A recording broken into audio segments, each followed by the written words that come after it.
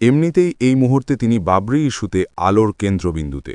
তার উপর ব্রিগেডে সভা করার ঘোষণা করে শাসক দলের চরম কটাক্ষের শিকার হয়েছেন সাসপেন্ডেড তৃণমূল নেতা হুমায়ুন কবির, যদিও স্পষ্ট জানিয়েছেন বিধানসভা ভোটে তৃণমূলের স্থান তৃতীয়তে নামবে।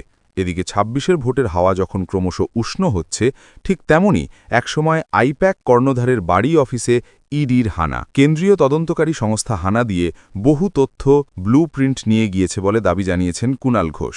রীতিমতো কেন্দ্রীয় তদন্তকারী সংস্থার বিরুদ্ধে ষড়যন্ত্রের অভিযোগ তুলেছে তৃণমূল কংগ্রেস। দিনের এই ঘটনায় এবার কি নিজের ঝাল মেটালেন হুমায়ুন কবির?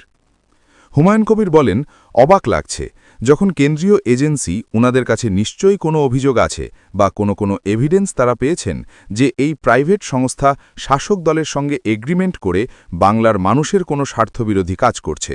কেন্দ্রীয় তদন্তকারী সংস্থা যখন গিয়েছে, তাহলে তাদের সম্পূর্ণভাবে এই যে আইপ্যাক সংস্থা, তাদের সহযোগিতা করা উচিত।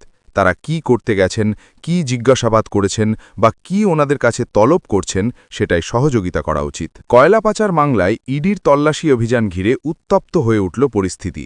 এদিন ৭ সকালে লাউডেন স্ট্রিটে আইপ্যাক কর্ণধারের বাড়ি ও সল্ট লেকের সেক্টর 5-এ তার অফিসে একযোগে অভিযান চালায় ইডির তদন্তকারীরা। আর তল্লাশি চলাকালীন ২ জায়গাতেই পৌঁছে গেলেন মুখ্যমন্ত্রী মমতা বন্দ্যোপাধ্যায়। কোথাও নিজেই নথি হাতে বেরিয়ে এলেন, কোথাও তার নিরাপত্তায় থাকা পুলিশ নথি নিয়ে এসে গাড়িতে তুললেন। বিজেপি ও ইডিকে আক্রমণ করলেন মমতা বন্দ্যোপাধ্যায়। উত্তর দিল বিরোধীরাও। বিরোধী দলনেতা শুভেন্দু অধিকারী বলেন, আমি মুখ্যমন্ত্রীর যাওয়া, সিপির যাওয়াটাকে মনে করি অনৈতিক, অসাংবিধানিক, কেন্দ্রীয় সংস্থার তদন্তে সরাসরি বাধা দান। কয়লা পাচারের কোটি কোটি টাকা কোথায় গেল তার উত্তর পেতে এদিন সকালে দেশের ১০টি জায়গায় একযোগে তল্লাশিতে নামে এনফোর্সমেন্ট ডিরেক্টরেট।